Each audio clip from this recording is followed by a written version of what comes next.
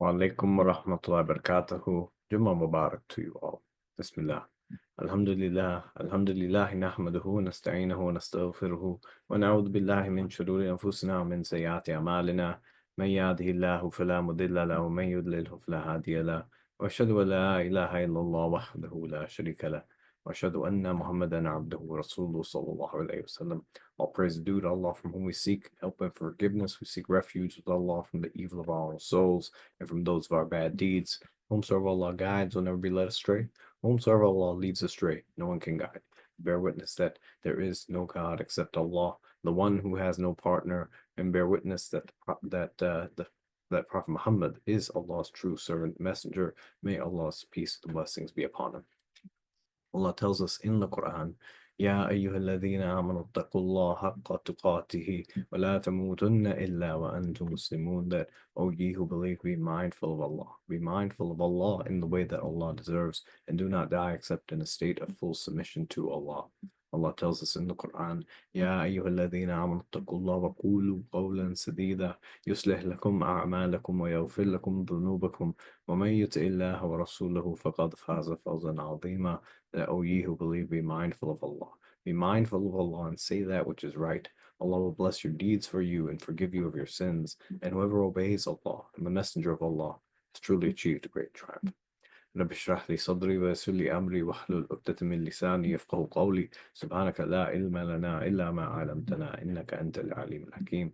May Allah, I pray that may Allah open my chest, make easy for me this task, and loosen the knots in my tongue, that these words may be understood. And glory be to you, Allah, glory be to you, that we have no knowledge except that which you have taught us. It is you who is indeed the all-hearing, the all-wise, or the all-knowing, the all-wise. Again, Assalamu alaikum wa rahmatullahi wa barakatuh. It's a blessing to be with you all on this Jummah. It's the blessed day of Jummah within the month of Ramadan. And whether we believe it or not, it's already been now a week that we have been into the month of Ramadan. And so, things may be feeling like they're going at 100 miles an hour in some regards, but the month is well underway.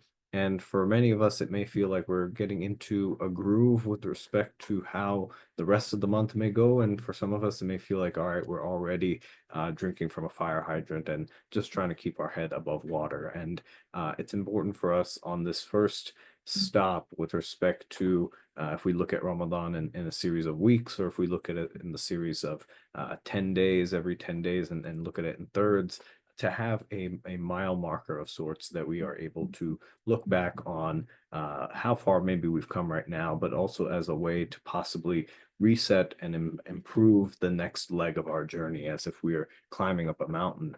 And we've scaled the first part, and maybe we've gotten beat up a little bit. Maybe we found the first half or first part of our journey here was not too bad, but allowing us to plan for the next part of that journey. And it's important for us to, in any case, whether we feel like we're doing great, or whether we feel like we're just not really feeling it right now, or whether we are just not connected in another way, whatever our reasons might be, whatever our feelings might be, to be able to reset our intentions, to be able to see what is this month really about, and also something important to be able to see that perhaps when we sit with ourselves and think about how this month is going, and we have an honest evaluation, honest assessment about it, do we feel that from a spiritual standpoint this month is not doing as well as we wanted, or maybe it's doing great, but we notice other parts of life are suffering in terms of relationships, in terms of our work ethic, in terms of just our own capacity and whatever it might be.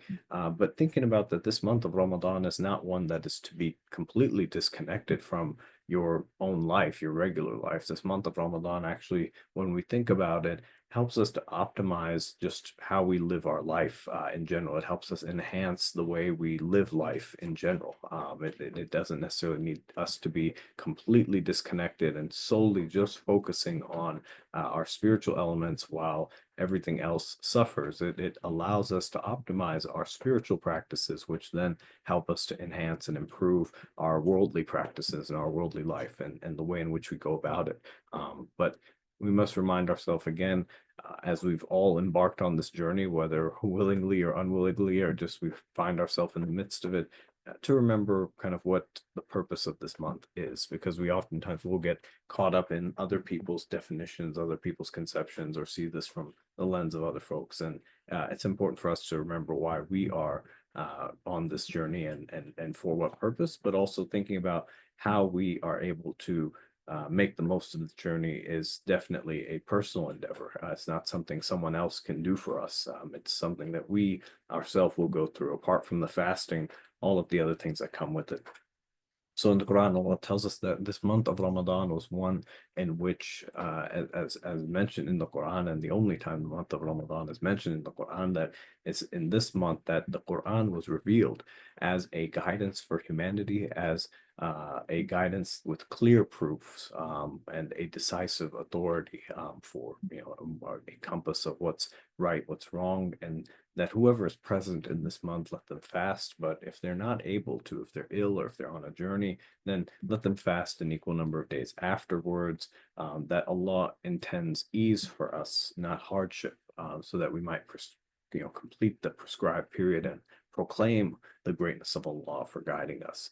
Allah tells us as well that that fasting has been prescribed for us, as it was prescribed to those before us, that we may attain piety, that we might learn piety, that we may attain righteousness and mindfulness of Allah, that we might become God conscious, and that we may become a people that have a healthy fear of Allah in our everyday lives. And thinking about, as Allah tells us in the same series of verses, that when my servants ask you, O Prophet, about me, tell them that I am near. Respond that I am truly near. I respond to the person who prays, the one whose prayer is offered when they call upon me. And so let them respond as well to me and believe in me.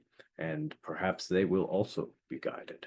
And so thinking about this month of Ramadan, however we might have started off, however we may have come into it, we may have had a set list of goals, may have had a kind of score sheet of different things, of like, we want to do this, want to do this, want to do this, some different accomplishments we wanted to do, which is all great. It's all fantastic, and we should be able to achieve those and work on those. But the point of it being that, how did we enter Ramadan and how are we leaving Ramadan? Do we feel any different? That is Ramadan just kind of treated like that one month where we, put up on our wall and we have that plaque that just said, look at the accomplishments that we had. But the rest of the month, that is kind of, the months afterwards are pretty much the same as the months before.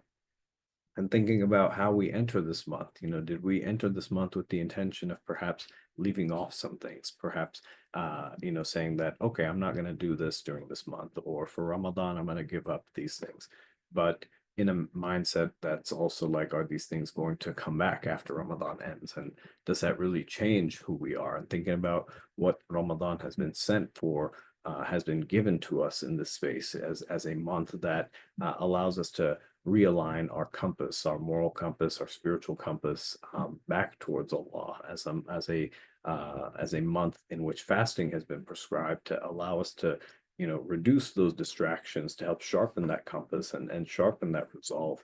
But as a month ultimately in which we are destined to and designed to attain and be able to reach and receive a sense of piety, a sense of mindfulness, a sense of God consciousness, a sense of taqwa, and thinking about that the factors are set into play for us. But is the only benefit that we are getting from this month just from the standpoint of we're able to just increase our ritual worship, or we're able to increase some of our deeds here and there, or is it something more than that? And thinking about how our Prophet ﷺ has told us that if somebody is fasting, that fasting in and of itself, as he says, that fasting is a shield, and so the fasting person should avoid obscene speech and should not behave foolishly and ignorantly. And if somebody insults that person, if somebody fights that person, they should tell them, I'm fasting.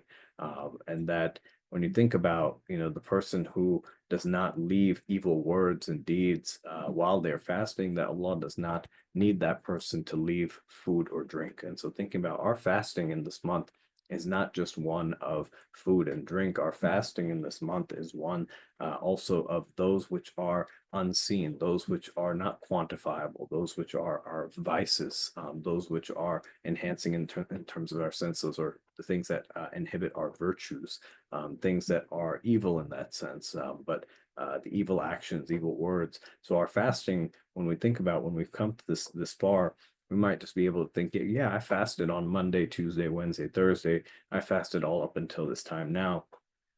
But thinking about, did we also, during those days, did we still tell a lie? Did we still, badmouth somebody? Did we still backbite somebody? Did we do something evil with our hands? Did we do something evil with our minds, with our thoughts, whatever it might have been? Was our fasting compromised by that aspect? And so it's important for us to see that when we think about this fast, when we think about this month of Ramadan, one component is that will help sharpen us is this literal fasting that we go through. But another component that we sometimes lose track of is the other side of what we are actually fasting from, what that physical fasting is meant to also help us be restricted and protected from. So thinking about at this point, at the end of this first week of Ramadan, at the end of these first 7 days or so of Ramadan, as we approach the 7th or 6th days here, thinking about looking ahead, how are we going to improve our fasting? Because there's no, in the sense that we've started the month, maybe we're doing really great. We're at the masjid every day for Tarawih, we're doing our fasting, all of that stuff. But there's always room for improvement, which is the beauty of this religion and the beauty of this faith, is that there's always room to improve, even for the person who is optimally performing their prayers and performing their ibadat and doing all of that. There's always room to be able to improve, and especially thinking about when we are going through this month as well. Are we being cognizant? Are we being more mindful? And thinking about that, would we, when we leave this month, leave in a state more mindful, or all we leave with this month is deprived of more caloric value, that we've left with more food or less food or drink, but we feel the same level of mindfulness. And that mindfulness is not just one of ourselves. That mindfulness is one of our surroundings. The mindfulness is one that is holistic, and ultimately is a mindfulness that is of God. Do we reflect upon and are mindful of God in these spaces? And so just as we close out here, thinking about, as we are going through the next week of Ramadan and looking back from this week, thinking about how we can measure this month. One, as I mentioned at the beginning, it's important for us to not disconnect our everyday lives and our jobs and our work lives, our relationship, married lives, all these things, not disconnect that from Ramadan. Think about how these things are being impacted by Ramadan. Don't just think about Ramadan in the lens of just fasting and just in terms of just the prayers and the ibadat, and that's all that Ramadan is. Think about how you are showing up in terms of your everyday life, and thinking about how, when we are mindful of the fact, not just that we are fasting, but that we're mindful of what the purpose of fasting is, that is meant to make us more mindful people. It's not meant to make us starved people with long faces and feeling miserable. It's meant to make us an optimal version of ourselves, that when we are mindful of the reason of fasting, when we're mindful of the reason of Ramadan, we are more cognizant then of how we are showing up into these other spaces. Sure, we might not have the same energy level that we had. We might not be able to feel like, oh, we can just quickly grab a glass of water because we're thirsty right now, or man, it's really hot outside, or whatever it is. I just need to have something to just kind of refresh myself. We might not have those little luxuries, but the purpose of this month becoming that we become more cognizant of what it is to not just be able to have these luxuries in our life, but being able to be cognizant of the blessings that Allah has given upon us, and being able to be cognizant of